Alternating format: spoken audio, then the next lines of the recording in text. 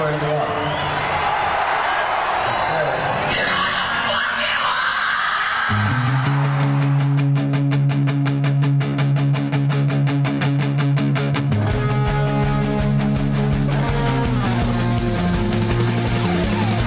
This is Appetite for Distortion.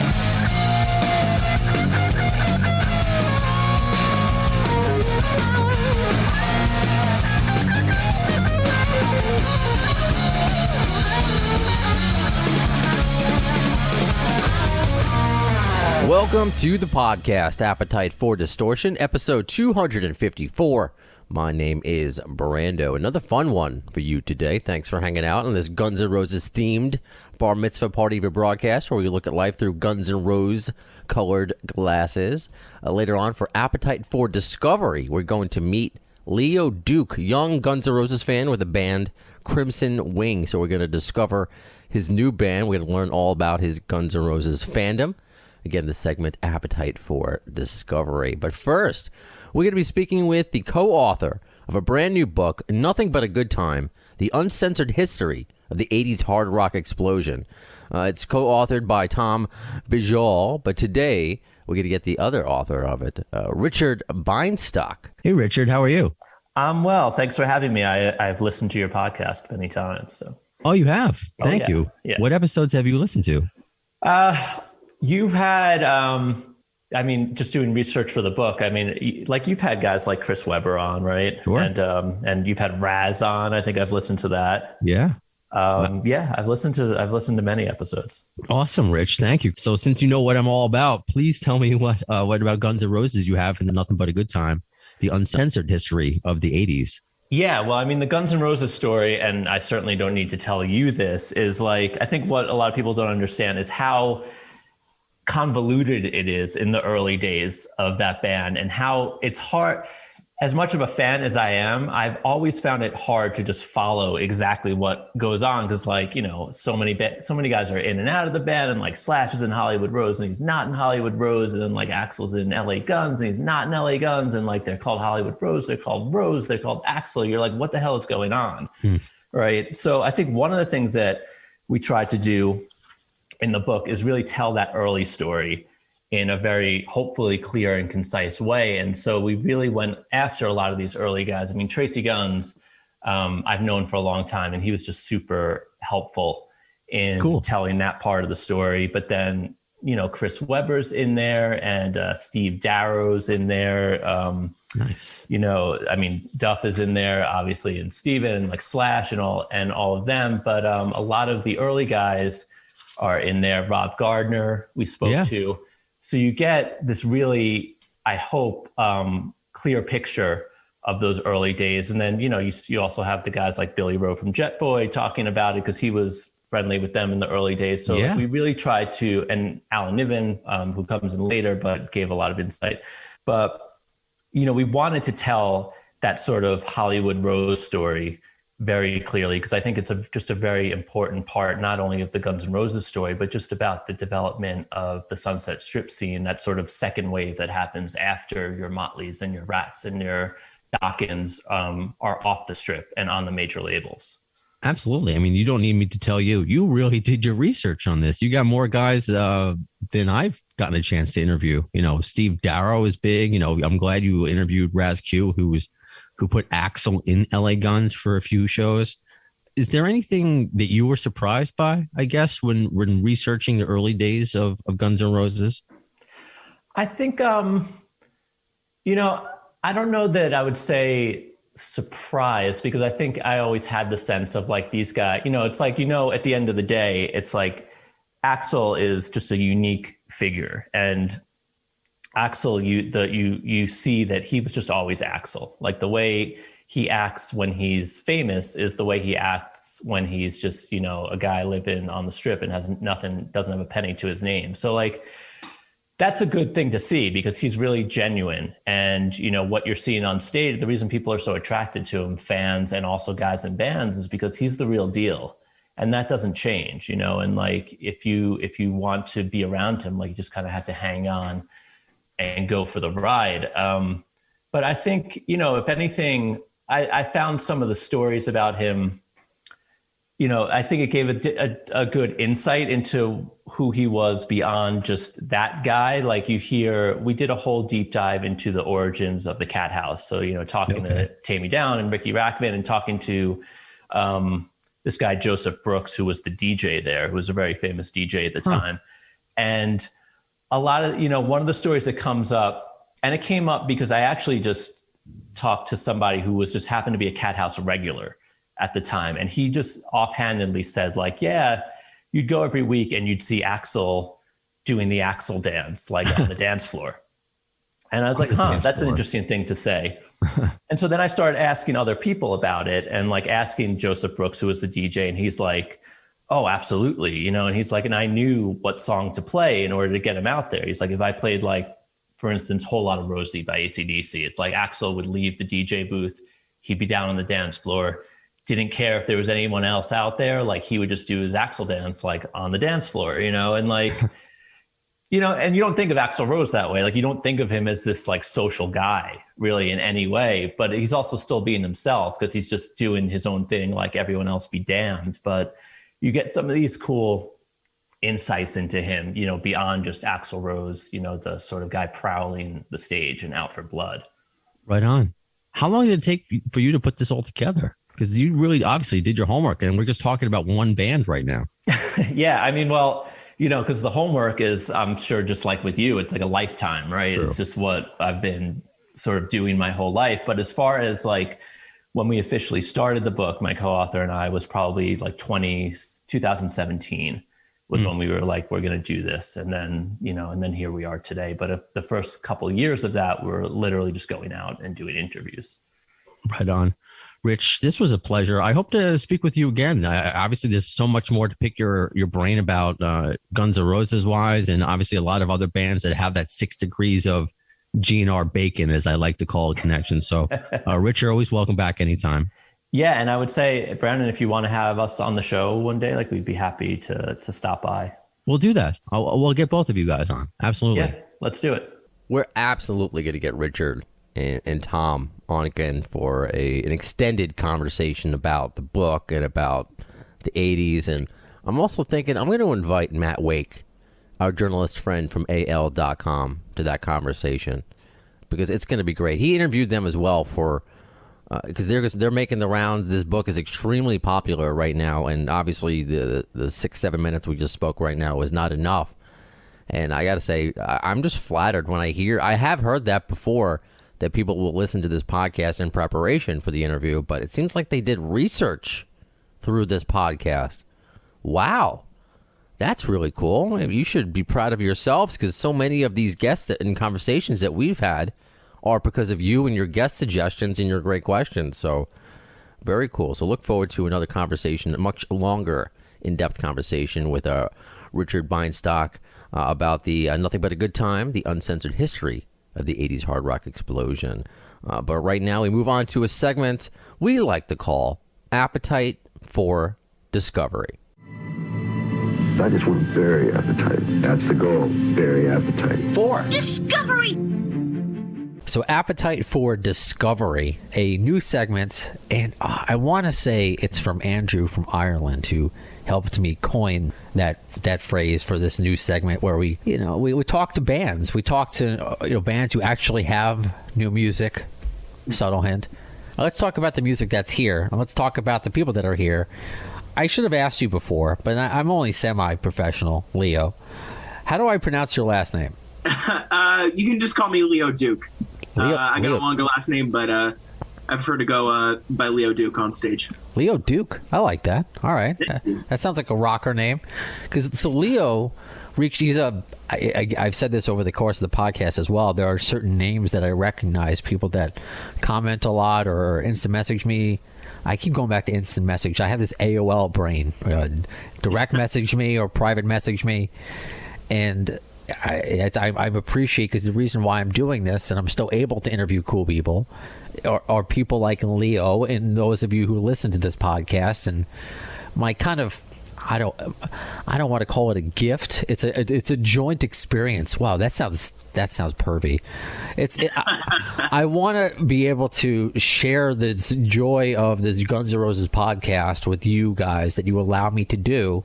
So if I have opportunities to allow you to co-host or to do the fan obsession segment where you talk about your fandom, or to promote your band, which has a little fan obsession in there, because obviously Leo is a GN'R fan, which is why he follows the podcast. And you and I were talking on Zoom right now. You're rocking a GN'R shirt at the moment. Which one do you got? Yeah. I got the it's a Not in This Lifetime shirt. Okay. When I turn around, it says Not in This Lifetime. Nice. And I got it at their Gillette Stadium show in Foxborough, Mass.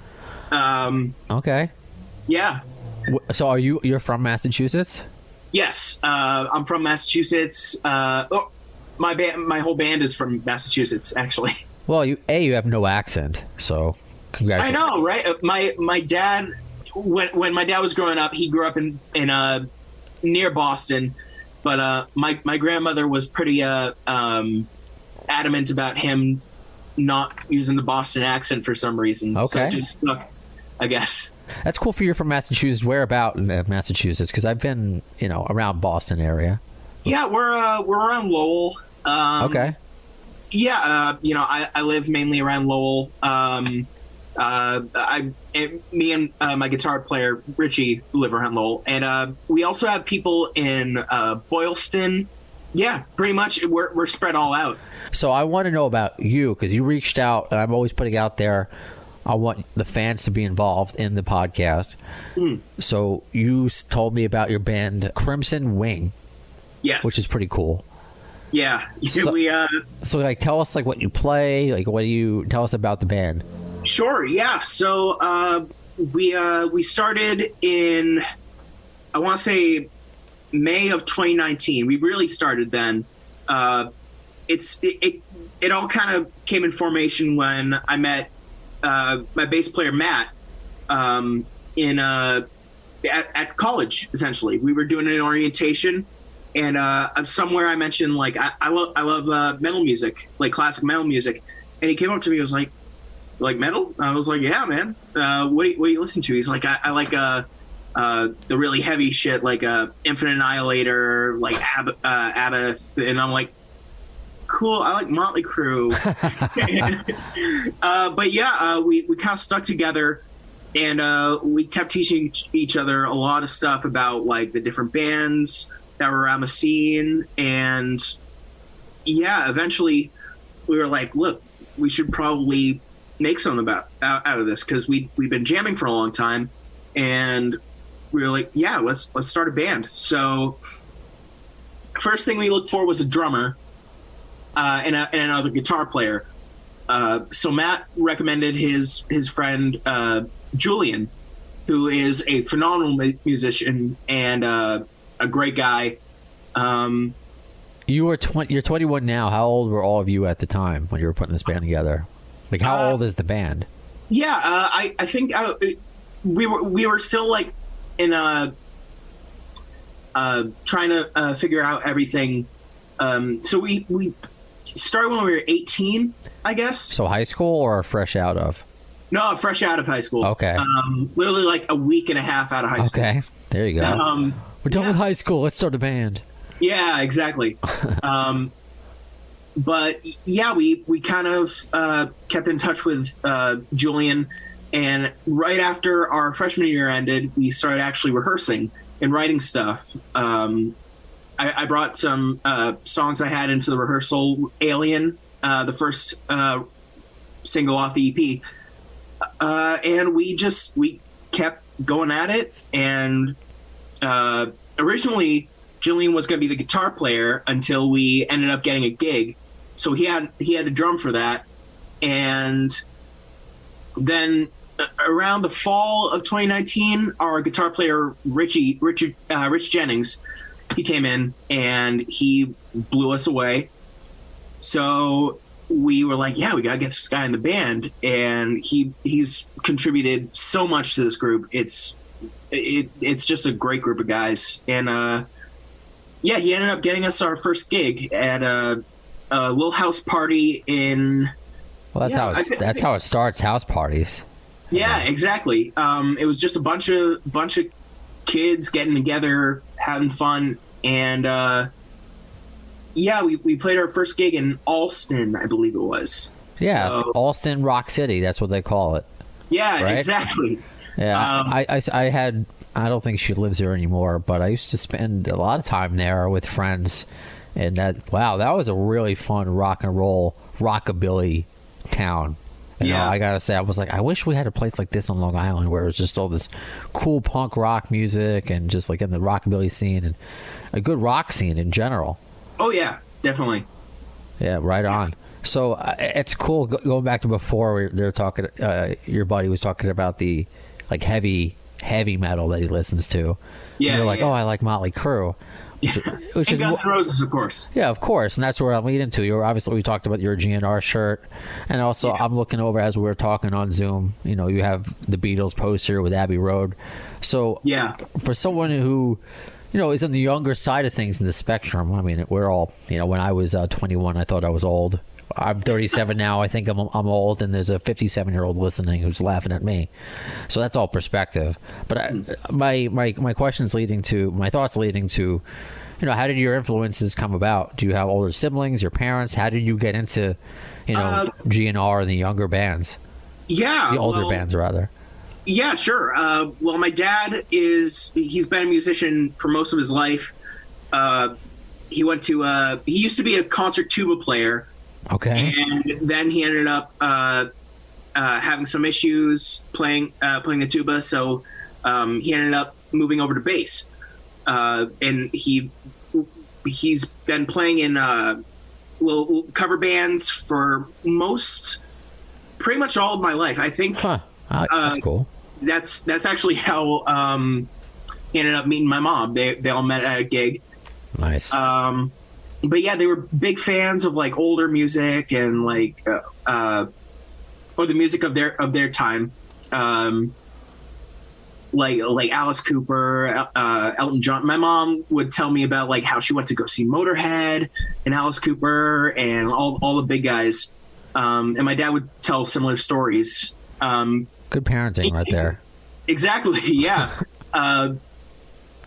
But yeah, they would play stuff for me just to broaden my mind musically. Like they would play. My dad especially would play the Police. Okay. And Kiss. He's big into Kiss. Right. And my mom actually would get me the old Muppet Show DVDs where like Elton John. I was an Elton John. Still am an Elton John nut. Today, because you know that's really what got me into like the idea of playing music. Yeah, that's cool. See, I have even for my age group because Elton he was like already an established artist already when I was growing up. But I remember the first time seeing Elton was on Alvin and the Chipmunks. There was a VHS released where it was like just like the video for Crocodile Rock, and they would animate Alvin in it, and they did the same thing with Beat It, Michael Jackson. No kidding. I think Little Richard was actually in it, and that shaped my youth as far as like what I liked when I was really young. For me, GN'R didn't come until later, but for you, you know, to take your time to want to be on a GN'R podcast, to obviously listen to a Gunsnroses podcast, as my cat. You know, I'm going to start. Again, but sorry, I got distracted by my cat just came out of nowhere. He's sitting underneath the Slash portrait. Yeah. Sorry, go ahead. So how did the GN'R thing happen? Gunsnroses came in around when I was 8 because I got introduced to Guitar Hero at a summer camp that I was going to. Guitar Hero. I was like, I gotta get. I told my parents I gotta get the Guitar Hero game. And they got it for me for Christmas, and I ended up playing it a while, and eventually we got to the point in the game where you got to battle Slash and play Welcome to the Jungle. And when I heard Welcome to the Jungle, I was just like, this band is insane. And I didn't even realize Slash was the guy who wrote Welcome to the Jungle. I thought he was a made up character. And it was just so I went to my dad. Slash not real. Yes, like Slash South real, you guys. like South Park. Yeah, exactly. Nice. That's great. So we ended up at the next maybe like a little while later, maybe a couple months later, I was telling my dad, hey, I want to be this guy for Halloween. And he was like, you want to be Slash? And I'm like, how'd you get to that level already? That's not unlocked on Guitar Hero. How do you know his name? He's like, dude, Slash is a real person. I'm like, wait, what? So he brings me to the hilarious. Yeah, he brought me over to the computer, YouTube's Guns N' Roses. I'm like, wow, this is insane. And I became a Slash nut from that moment on. At this point, I think I've seen him maybe 6 times. No, 5 times. 3 with Solo, 2 with Guns. Which another I was going to see him the 6th time this summer at Fenway Park, or last summer. Hopefully this summer, though. I was even thinking about going to that. I want to go to Fenway. I would go for a band. I'll go going back to the beginning of the conversation. Even if I didn't wear any Yankee stuff, I just feel like the Red Sox fans would smell me. They would just smell a Yankee fan. Yeah. Oh, wow. More air around you. Yeah. But thank you for sharing that story. That is amazing. That is amazing. For you to find out, you didn't know who Slash was, and you fell in love with the band because of the game Guitar Hero, which obviously due to the success was, immensely popular. I had it, that it's a great story, but the thing is, a lot of kids probably have that story where they're like Guitar Hero was a huge influence on kids. Like whether people realize it or not, it was huge. Like it prompted a lot of kids to pick up the guitar. True. I guess I'm jaded because I have younger brothers, and I've always kind of guided them. I'm like, oh, they learned from me and Guitar Hero, but yeah, it's not about me. You're right. I'm too self-absorbed sometimes. But no, that is quite fascinating. And then that South Park, that's going through my head. Oh, that's brilliant. So when you're going down the YouTube now, I sound old. So when you're going down, so you started buying records or CDs. I can't get out of the old pattern. You started downloading and streaming. What happened next? Well, I mean, I kind of, I went on YouTube. Still I was 12 at the time. 12. Love it. Yeah. So I was just like, this is the coolest guy ever. I was a little, at first I was like a little reserved at, getting into the new stuff. Cause I was very picky with my, music choices at the time. So, eventually the Rock Hall, the Rock Hall induction ended up happening. Huh? And, I remember watching it online. I was like, okay, who is this guy singing for them? Because he sounds amazing. And Slash was like, this is Miles Kennedy on vocals. I'm like, that's Miles Kennedy? I had no clue. So I ended up buying the Bienstock record, which is one of my favorite live albums of all time at this point. I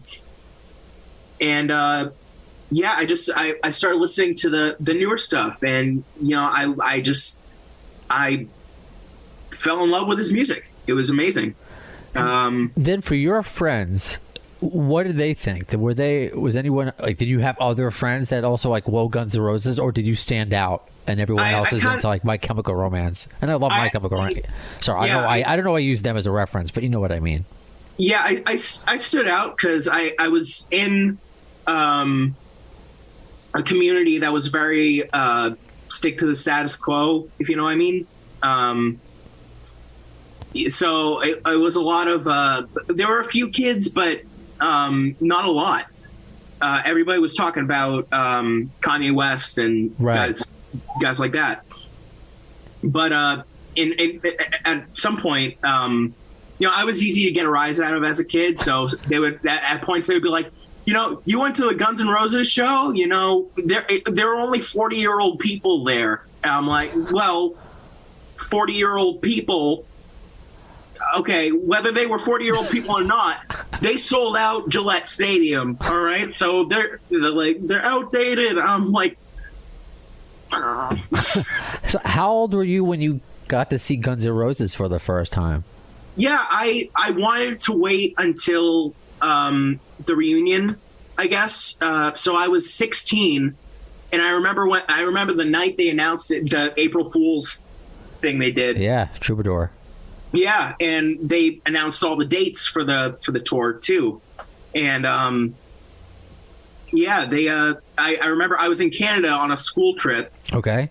and I ended up trying. I saw the announcement they're coming to Gillette Stadium. I immediately texted my dad, or I called him. I'm like, you got to get on Ticketmaster right now and get these tickets, please. I will do Please, anything. Dad, He's like, dude, you're wasting international minutes right now. Can you hang up the phone? I'm like, okay. That's funny.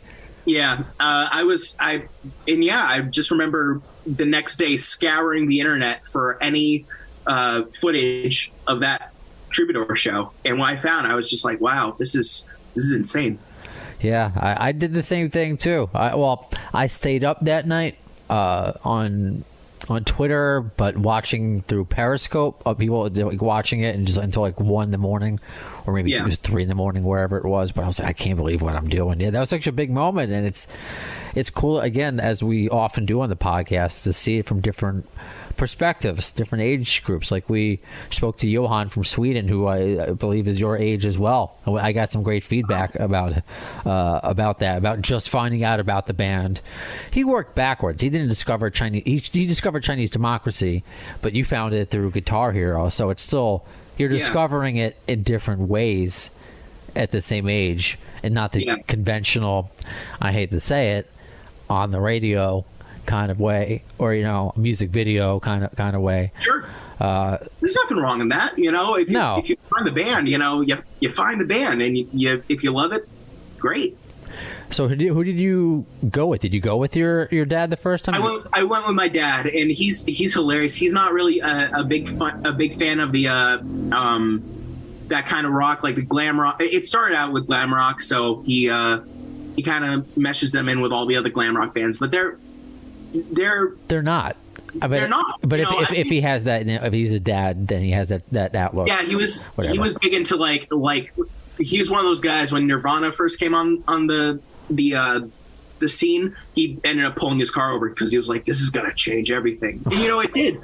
But I think Guns N' Roses kind of paved the way for grunge, because they kind of took all like the party anthem kind of stuff, and they brought it down to like this gritty kind of what's the word? I guess gritty's a good way of just a more real, more authentic thing you can relate to. And I think that's what I loved about grunge. That was more in my wheelhouse growing up. For my age demographic, was I can relate to these, even they're sad lyrics, they're dark lyrics, for the most part in grunge, and I related to that more than Nothing But a Good Time.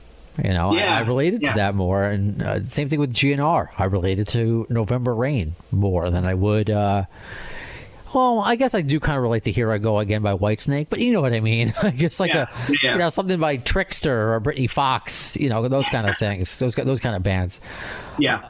So what other shows have you seen? Have you gone to in your young life?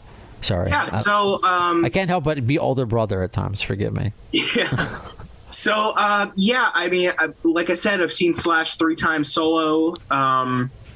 So the first time I saw Slash was at the it was on the tour he did with Aerosmith in 2014, and he was promoting World on Fire, and I ended up seeing him a couple months later when he did another U.S. leg, but as a headliner at Hampton Beach in New Hampshire. And every time I see him live, he's a powerhouse, man. Even on the last tour, when he did like 95% of it was his stuff with Miles Kennedy and the Conspirators, he crushed it. But man, who else have I seen? I ended up going to I've seen Kiss once. I've seen. Well, were all these shows in the like Massachusetts? Like, have you traveled anywhere to go see a show? Yeah, actually, I've traveled to see a Slash show. There you go. Yeah, I ended up going to see him outside of the Hard Rock in Florida at Disneyland. Oh, okay, cool. Or at Universal Studios. So, and he ended up when he was. Oh my God, this is crazy. He ended up throwing pics to a lot of the audience, like he usually does. He ended up throwing me the towel he had backstage. Okay, nice. Yeah, which I basically I was like, oh my God, but yeah. Did it have any? Was it like a special towel? Did it have any sort of Slash logo on it, or is it just like a white towel? No, it's just a regular towel. But it's. I hope you took a picture at the show with the towel for like authenticity. Oh my God! Yeah, I had to. I ran outside and I was just like, Dad. And he was like, "Holy shit!" Yeah. You got to get that signed. You got to get that signed. That's the next step, right? I hope so. If Crimson ever opens up for Slash, which I pray to God we end up doing someday, or even Guns N' Roses if we're even luckier. Sure. Yeah, that's probably what I'll end up doing. Try to have him sign it. I like that. Don't meet him at a show. Don't go to any sort of convention. Do it when you get to that point in your life where you're opening and you guys are kind of colleagues, and be like, hey, you know what? Way back when I got this towel from you, and I wanted to wait until this moment. I like that. I don't expect him to meet him at a show anytime soon. I mean, it's just that he seems like he's a private guy, and he's probably very quick about getting out of the venue and stuff like that. Let me ask you this, because I put this on social media. Again, this is how you found me. Obviously, the show, we kept in contact, how we scheduled this. It was taken by Mario, who runs a great Guns N' Roses site, an Italian Guns N' Roses site. And it was a picture of Slash grocery shopping. Him in a cart. Yeah, I saw that. Right? Yeah. Looking like Slash. He didn't have the top hat, but he had a backwards hat. He had the leather jacket. He had jeans. Yeah. It's Slash. So my question is, and you can answer this, Leo, as a fan of Slash, what would you do? Leave him alone? Or, air quotes, accidentally bump carts and hope, you spark a lifelong friendship? It's funny you mentioned that. Okay. When I went, so that summer that I went to Florida, I ended up running into him at Universal the couple days after the show. Look at that. I think he thought that we were paparazzi. Oh. Because my family had all their cameras out because they knew how big a fan I was. But basically what happened was I'm just walking around the Men in Black shop, and I'm like, okay, this is cool. Then I look up, and all of a sudden I see all the hair. It's all down, and he's wearing the backwards cap. And my mom actually spotted him first, and she was like, huh, that guy looks like Slash. That might be Slash. And she was like, I'm going to look at Leo because he's going to know. And she saw me. She's like, Leo, I've known you almost 20 years. You've never gone that pale in your entire life. Because I wasn't expecting it. I kind of went into shock. I was like, oh my God. Of course not. I wouldn't know what to do. I wouldn't know what to say either. Yeah. And I ran outside, and my family were all there because they saw him walking in, and we were like, oh my God, what happens? And they were like, are you gonna try to meet him? I'm like, I was still in shock. So they were like, okay, here's what's gonna happen. We're gonna wait here. If he comes out, he comes out. No worries. If he doesn't, he doesn't. So we waited like 5 minutes. We got off the ride, and he ended up started coming out. But my family, with their cameras out again, he looked, and he probably thought that we were paparazzi.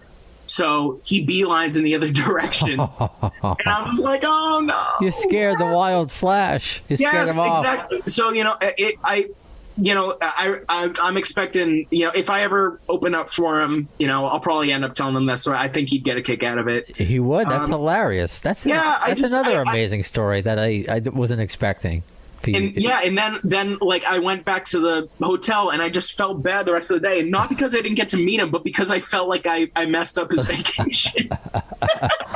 Oh my God. I guess I'm just picturing Slash exiting the Men in Black store or whatever. Oh my God, it was it's surreal. Did he buy one of those clicky devices thinking it was real and trying to you didn't see anything, Leo, I'm not here, forget me, and he runs off? The thing is I didn't know the rule that those handlers have. Basically Kevin Hart posted a new special on Netflix, and he was talking about when celebrities go to theme parks, they go, okay, the handlers go, look, you need to keep your head forward, follow me, because you are never going to see any of these people again in your life. And I didn't know that. I didn't know that rule. So he was probably just following that rule. Oh, of course, yeah. I don't fault him for that.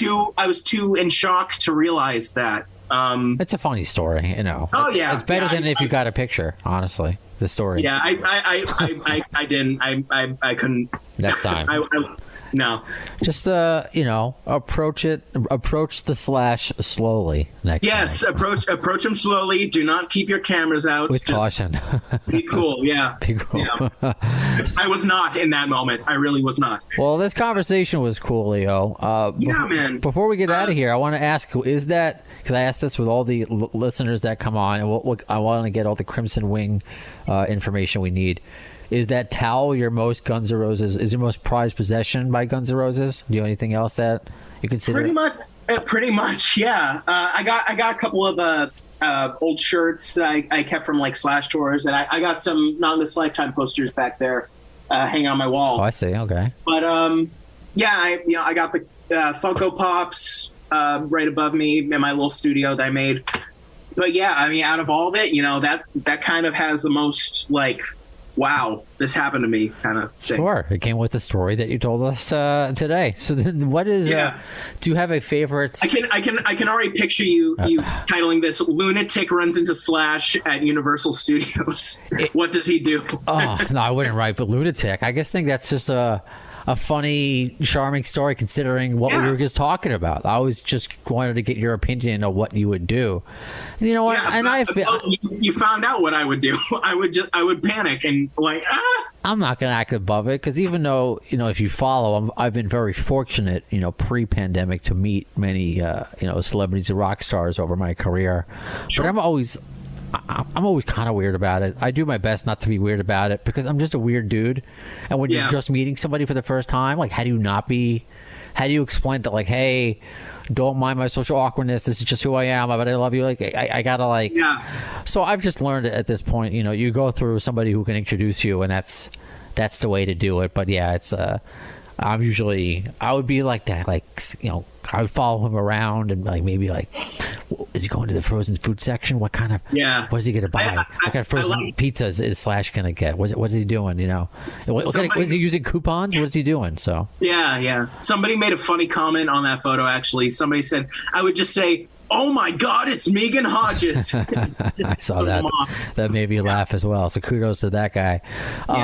So what is your favorite Guns N' Roses song? Do you have one? I think all-time favorite is "Welcome to the Jungle" because that's what got me into them. Okay, yeah. After that story, sure. I got a not a guilty pleasure, but a soft spot for November Rain because I'm a November baby. Okay. I like it. I am into a lot of the deep cuts though. I really hope at some point they bring back maybe Get in the Ring. Yeah. Bad Apples I like. And I think one of the most underrated songs I got is Locomotive. Oh yeah. Yeah. That great. I love I play that every time I pick up a guitar. It's just such a catchy riff. Oh, beautiful, beautiful song.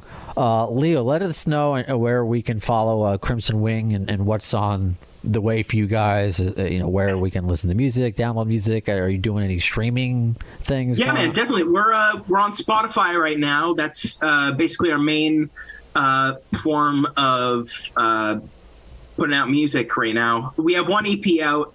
It's called Halo. So search Crimson Wing Halo in Spotify. It'll probably pop out. Our Instagram is crimsonwing_MA, like Massachusetts.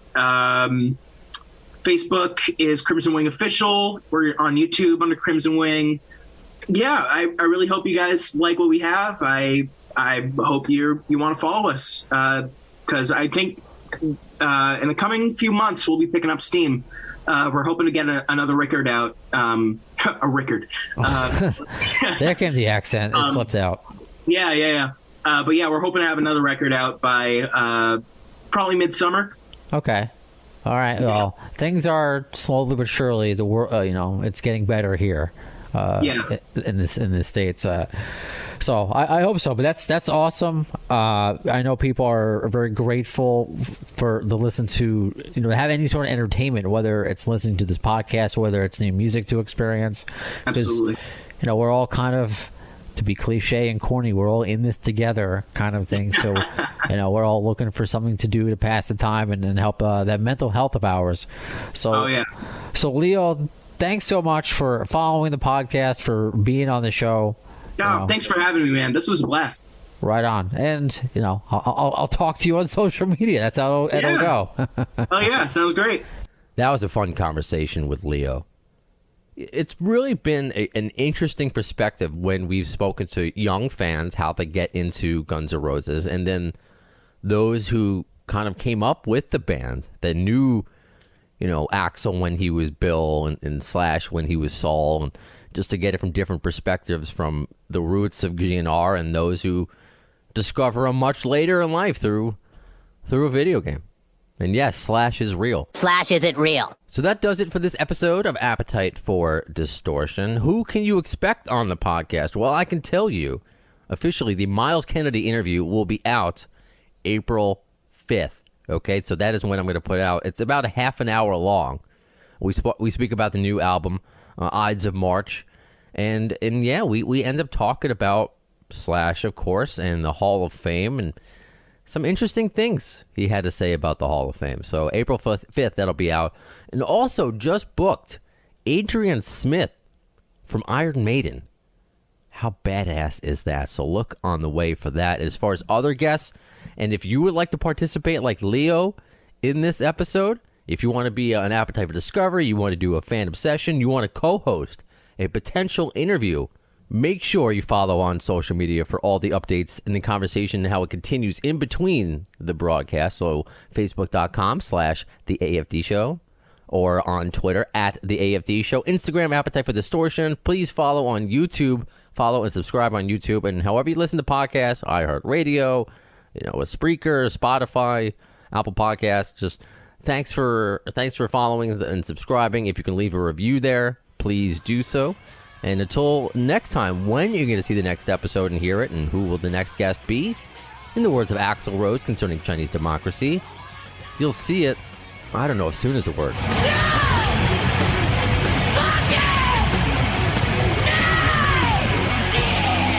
Thanks to the lame-ass security, I'm going home.